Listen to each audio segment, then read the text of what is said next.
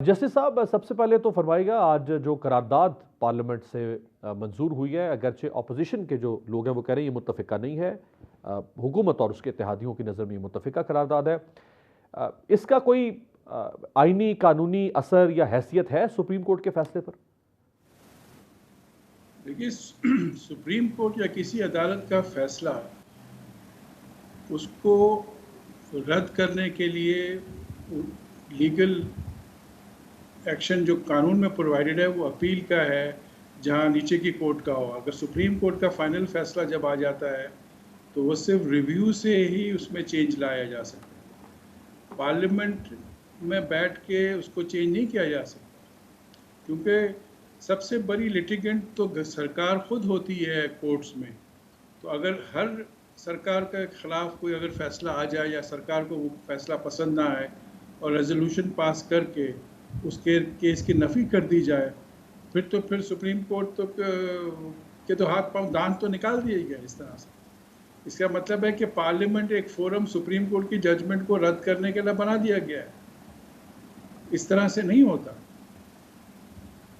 Parliament के पास एक अलग इख्तियार है कि कोई जजमेंट को लेजिस्लेशन से आइंदा के लिए चेंजेस लानी चाहिए तो वो लॉ को डिफरेंटली उसको इंटरप्रेट करें, क्योंकि लॉ को ही कोर्ट्स इन्फोर्स करती हैं। लेकिन यहाँ पे तो एक जज फैसला आया कॉन्स्टिट्यूशन के बुनियाद पे, तो उसकी रिव्यू फाइल कर सकते हैं बताने के लिए कि ये आइन के मुनाफी फैसला है, इसीलिए इसको नज़रसानी की जाए। वो सिर्फ कोर्ट का ही फोरम है।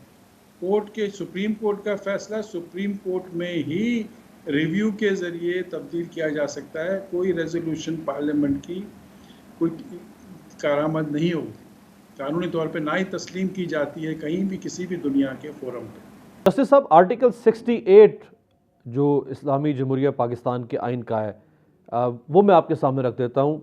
Restriction on discussion in Majlis Shura parliament, no discussion shall take place in Majlis Shura with respect to the conduct of any जज ऑफ सुप्रीम कोर्ट और of a high court in the discharge of his duties. ये discharge of their duties, यानी उन्होंने फैसला सुनाया है, उस फैसले की बुनियाद पर पार्लियामेंट के फ्लोर के ऊपर जो कुछ कहा गया, यानी फ़िरौन का लफ्ज़ इस्तेमाल किया गया सुप्रीम कोर्ट के इसी बेंच में बैठे हुए जजेस के खिलाफ, बिलावल भुट्टो जरदारी साहब की तरफ से। प्राइम मिनिस्टर शहबाज शरीफ साहब बहुत कुछ कह रहे हैं, पार्लियामेंट के बाहर बहुत कुछ कहा जा रहा है।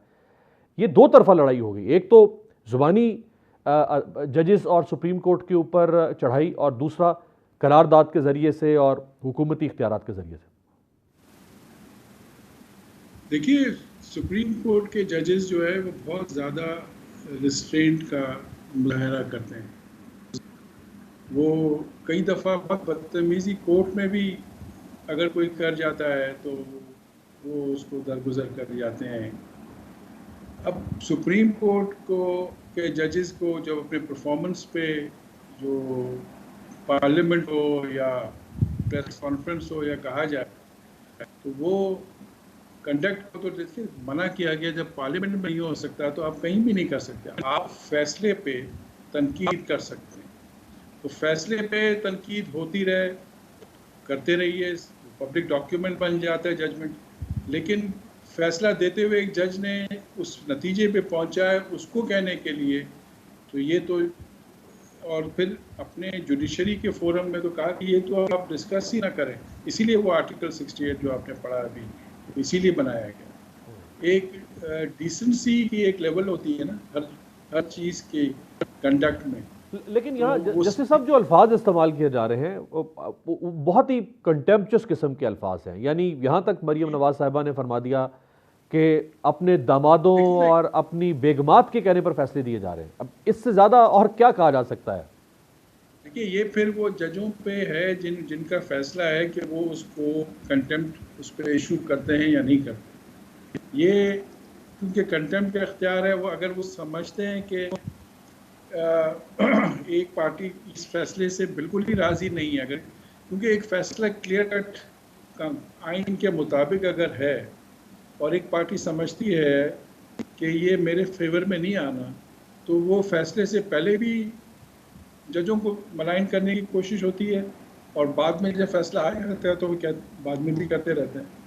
ये तो अब उन जजेस का अपने ऊपर है कि वो इसको, इस वायलेशन को और इस कंटेम्प्ट को कैसे लेते हैं। लेकिन सही। सुप्रीम कोर्ट में बैठ के मैं भी बैठा हूँ कुछ साल हाई कोर्ट में, सुप्रीम कोर्ट में।